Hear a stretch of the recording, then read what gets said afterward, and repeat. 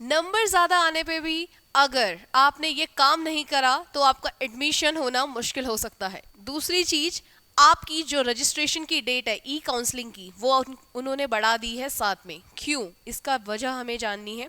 And तीसरा है कि आपकी 6 राउंड की जो ई काउंसलिंग है, क्या उसको उसमें आपको एक ही बार चॉइस मिलेगा भरने को या आपको बार बार भरना है। तो इन सभी बातों में हम यहाँ पे अभी बात करेंगे, इन सभी बातों को लेके। तो नमस्कार, मैं हूं Nivedita, welcome to Ashoka classes. तो आइए शुरू करते हैं इन सभी मुद्दों पे बातें। ठीक है, तो पहला मुद्दा आपका ये है बच्चा कि मैक्सिमम नंबर होने के बाद भी एडमिशन नहीं होना, ये रीजन क्या हो सकता है। देखो, आपको ई काउंसलिंग दी गई है, बच्चे ने मार्क्स ज्यादा लेकर आ रखे, लेकिन पहले क्या होता था, आपका एडमिशन होने के टाइम पे क्या होता था, पहले आपकी आंसर की आती थी, है ना। आंसर की से आप चेक करते थे। आंसर की आने के बाद क्या होता था,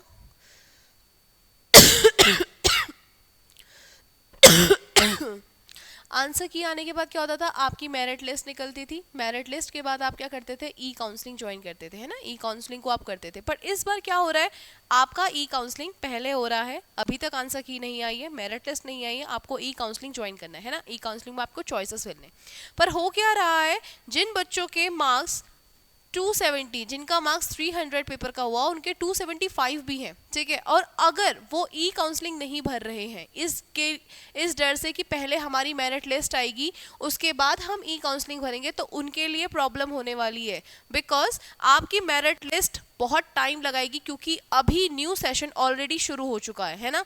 तो आप लोग अगर मेरिट लिस्ट के बेस पे बैठे रहोगे और ई काउंसलिंग नहीं भरोगे तो इससे आपका एडमिशन रुकने के चांसेस है। मैं ऐसा क्यों कह रही हूँ कि एडमिशन नहीं होगा, क्योंकि अभी एक पुख्ता जानकारी मिली है कि जो आपका सैनिक स्कूल है और आपका न्यू सैनिक स्कूल है, उन्होंने ट्रिपल एस सैनिक स्कूल सोसाइटी के साथ एक मीटिंग हुई थी, जिसमें यह एजेंडा निकला था कि जो रजिस्ट्रेशन की सीट्स हैं वो कितनी है, 4000 ही फिल हुई हैं।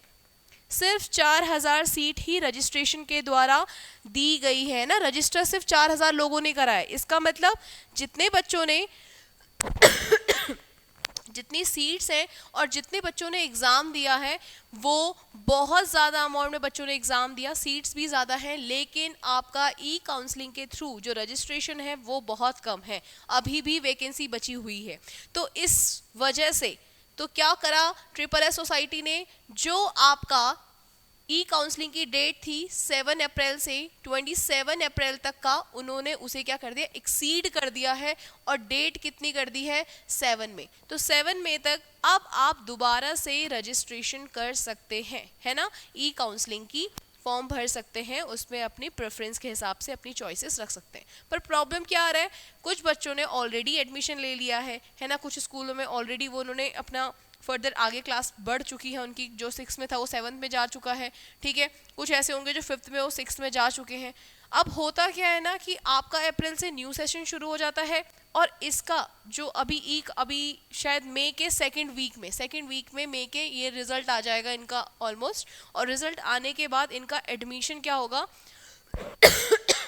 कब तक चलेगा, सितंबर अक्टूबर, मतलब इस ये मान के सितंबर तक आपका एडमिशन चलेगा। तो तब तक बच्चा थोड़ी रुका रहेगा या पेरेंट्स थोड़ी रुके रहेंगे। और जितना ज़्यादा लेट होता है उतना ज़्यादा इंटरेस्ट ख़त्म होता रहता है इस चीज़ में कि एडमिशन लें कि ना लें, है ना। कुछ पेरेंट्स ऐसा होता है कि इतना डिले हो रहा है, फीस भी उतनी लगानी है, इससे बेटर है कि हम लोग क्या बोलते हैं, किसी नॉर्मल स्कूल में बच्चे का एडमिशन आगे फर्दर जहाँ पढ़ रहा है वहीं उसको कंटिन्यू करवाते हैं। ठीक है, ये दिक्कत आ रहा है।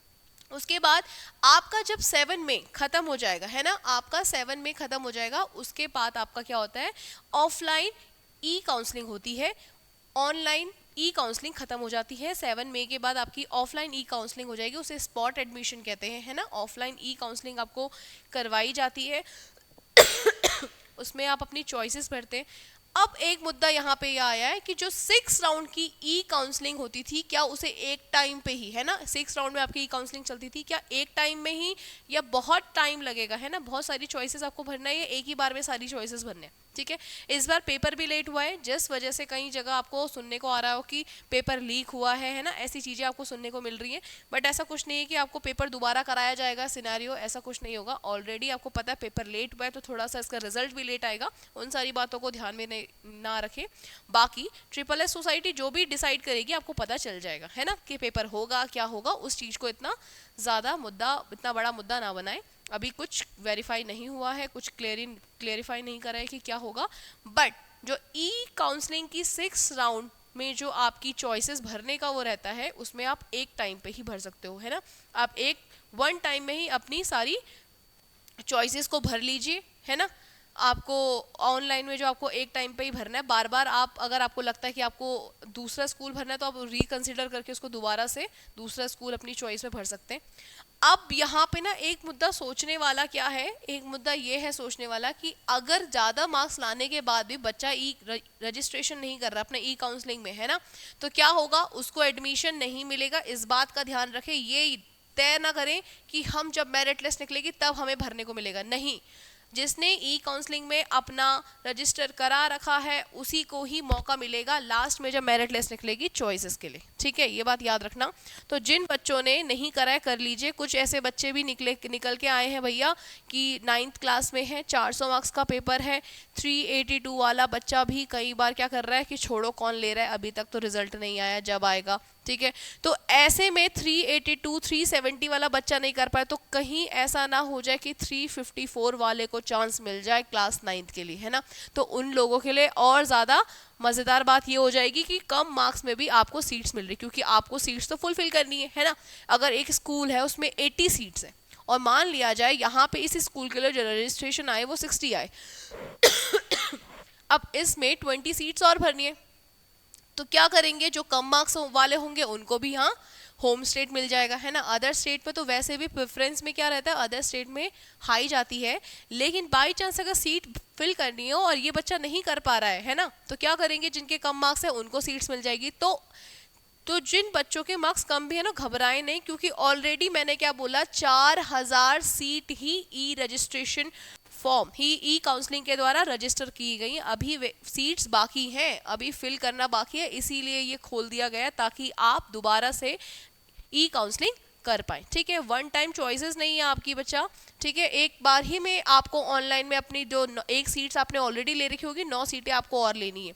ये जो स्पॉट एडमिशन है ना, ये ऑफलाइन ई काउंसलिंग एडमिशन होता है ना, ई काउंसलिंग करते हैं। इसमें आपको क्या करना होता है, इसमें आपको ई काउंसलिंग के द्वारा अपनी एक साथ ही सारी 72 की 72 चॉइसेस एक साथ ही फिल कर देनी होती है, ठीक है।